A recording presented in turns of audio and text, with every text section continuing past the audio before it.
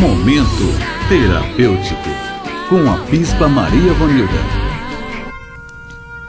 Olá, amigo ouvinte, boa noite. Como é bom estar juntinho de vocês, falando de algo que realmente todos os dias a gente precisa ser conhecedor, estar ao dispor de Deus, para que nós possamos ver as nossas emoções sendo transformadas. Como eu disse ontem a vocês, que as nossas emoções, quando elas são tratadas, elas são curadas, nós começamos a parecer realmente com Deus. E eu quero dizer algo, além de a gente parecer-se com Deus, a gente começa a ficar tão distante da vontade de pecar. O pecado vai tornando algo sem valor às nossas vidas. Então é por isso que é uma área que a gente tem pouquíssimos líderes que sabem lidar com essa situação. É por isso que é uma área que quase ninguém mexe. Por isso que é uma área que Satanás tem muita raiva de quem lida com emoção. Ele tem muita raiva de quem dedica a sua vida a lidar com este ministério. E a gente tem experimentado de tudo isso. E eu quero dar uma boa notícia para vocês. E quero pedir oração a você, amigo ouvinte. A gente está aí muito próximo a começar esse ministério na área das emoções, na cura interior, dentro de Aracaju. A gente tem aí anos de caminhada nessa área, porque é uma área que Deus tem confiado a vida da gente, mas eu tenho dito que não tem como a gente trabalhar nessa área sem equipe. E esses anos que eu tenho estado em Aracaju, a gente tem lutado juntamente com Deus para preparar, para começar a pensar em ter uma equipe, para que a gente possa começar esse trabalho. Então a gente já está começando a querer ter uma equipe. E então a gente nós estamos nos preparando para a gente começar o nosso culto de cura interior. Esse culto provavelmente ele vai ser na quarta-feira, que é a única noite que eu tenho, né? Então vai ser um culto realmente de cura das emoções. E eu quero também ter a oportunidade, que eu creio que Deus também está nos preparando para isso, para este programa na quarta-feira à noite, depois do culto, né, que ele é 10 horas, a gente fazer ele ao vivo, onde você vai poder levantar as suas perguntas para nós e nós te responder ao vivo. Então eu quero que você fique bem atento, né? Nós vamos estar anunciando a chegada desse culto e também a minha vinda para estar ao vivo, porque este programa é um programa que ele é gravado, ele não é um programa que eu faço ele ao vivo, por isso que você deve se deparando com repetições de palavras, né? A gente passou em um tempo sem gravar, né? Eu acho que vocês andaram sabendo, eu perdi meu pai e tem sido um tempo de restauração, de cura, e a gente que lida com essa área, a gente é muito sensível, e quando chega o momento da gente viver as nossas emoções, não tem como a gente colocar para dentro e não viver, e não restaurar e não limpar. Então é um tempo que eu tenho estado fazendo essa transição de pai natural para pai Deus, e eu creio que essa experiência foi uma experiência tem sido muito rica na minha vida, onde eu vou poder estar ensinando muitas coisas nessa área para vocês. Mas eu quero continuar a nossa palavra que nós começamos, né? A influência que as emoções podem ter em nós. Eu quero ler para vocês Eclesiastes 4:2, que diz: por isso considerei os mortos mais felizes do que os vivos, pois este ainda tem que viver. Meu Jesus, presta atenção. Por isso considerei os mortos mais felizes do que os vivos, pois este ainda tem que viver. O que acontece? A maioria das pessoas que elas morrem sem lidar, sem viver, sem usufruir da sua alma, do projeto da alma feliz na terra. E quando nós morremos, a palavra de Deus diz que nós vamos para Deus, nós não morremos espiritualmente, né? Nós morremos corpo, porque o corpo acaba, e também eu, né, defendo essa área que emocionalmente também ali acaba. porque a palavra de Deus nos dá base para isso. A palavra, inclusive, ela diz que lá no céu não se dá marido por mulher. Então lá não tem essa coisa gostosa que a gente vive de sentimento. Sentimento é terra, sentimento é aqui. Lá a gente vai viver a questão espiritual. Inclusive a palavra nos diz que nós teremos um corpo glorificado, um corpo espiritual. Então não tem como, se eu conheço Jesus, se eu tenho certeza da minha salvação, não tem como eu partir daqui e ser infeliz. Eu vou ser feliz, porque o meu espírito está em comunhão com Deus. E voltando a dizer a nós, né, mas a nossa alma. Então por isso que esse versículo diz que por isso considerei os mortos mais felizes do que os vivos, porque o vivo não está vivendo a vida dele. Por que ele não está vivendo a vida dele?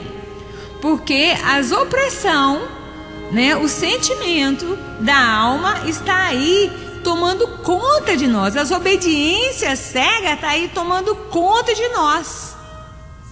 Eu estou obedecendo. Então o que eu digo para você? E o que eu quero perguntar para você nesta noite?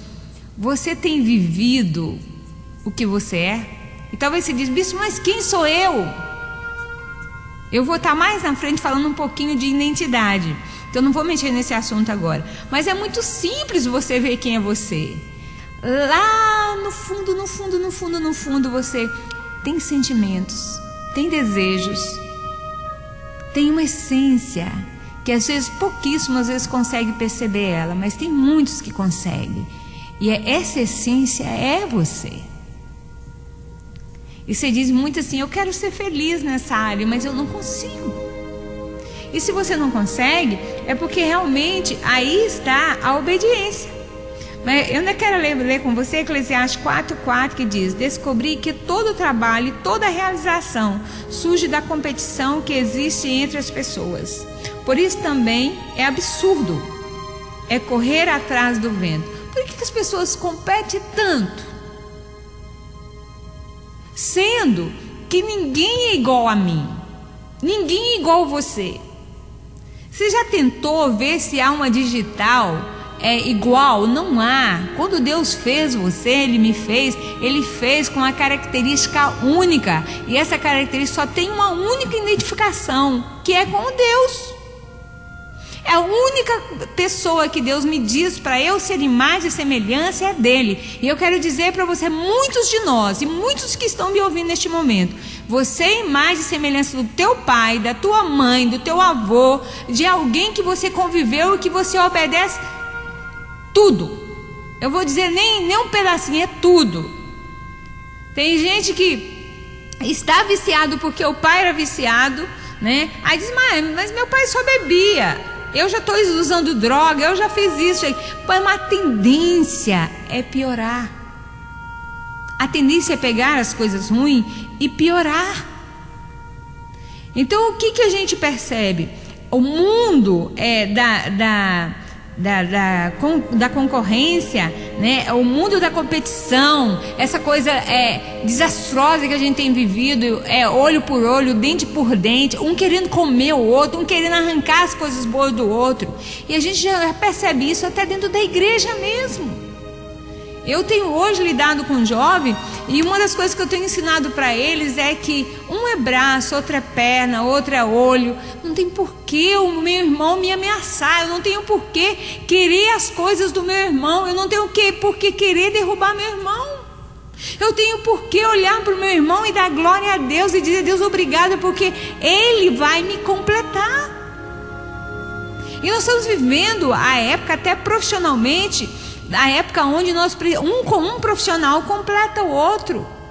Não existe estrela. E essa coisa de estrela, essa coisa de querer sermos únicos, em termos de querer tudo para nós, não distribuir fatia, não ajudar o outro, isso está na questão emocional, na questão da competição. E talvez a opressão que te oprime é isso. Você não consegue olhar, você não consegue ser feliz com o que você tem. Você não consegue agradecer a Deus pelo que você tem. Então você tem uma coisa, mas o seu vizinho tem outra, você já quer o do seu vizinho.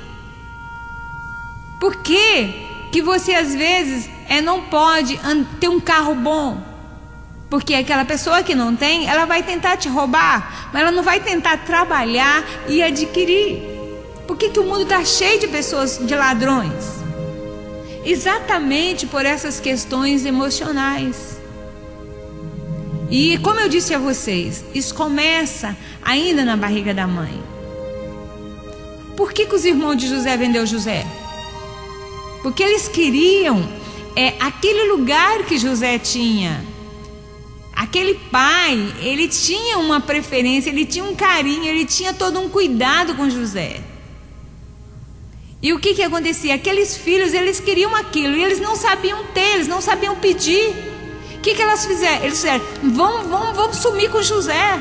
Porque talvez se a gente sumir com José, o nosso pai nos percebe. O que eles tinham com José? Eles competiam, aquele pai com José. E a gente percebe, às vezes, as próprias ovelhas competindo líderes.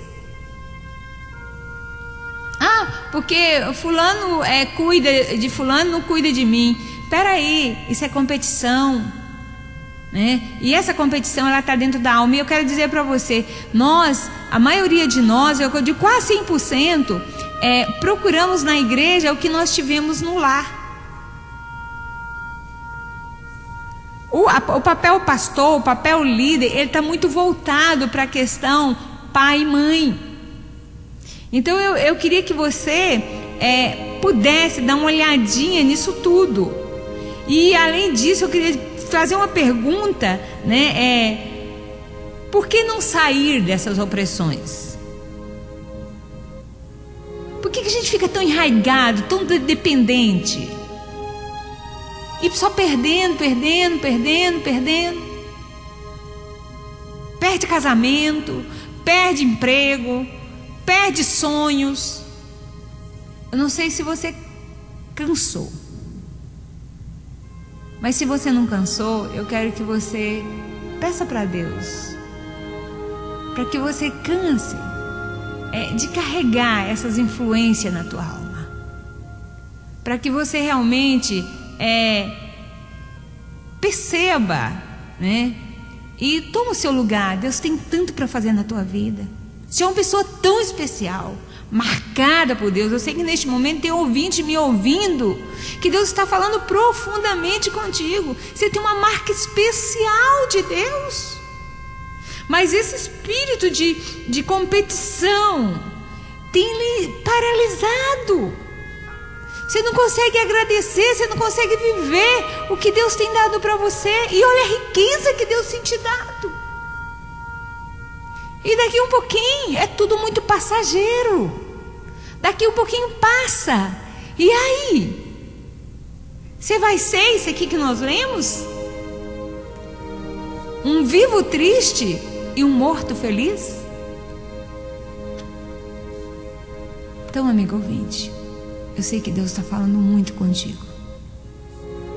Eu quero que você pense no que Deus está falando contigo. E peça a Deus para que Ele te mostre o porquê não sair desta opressão, não sair deste lugar de obediência cega.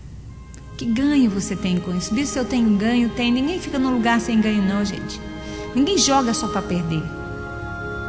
Em tudo tem ganho e tem perdas. Tudo na vida tem. Não adianta você dizer para mim que não tem, que eu vou dizer para você tem.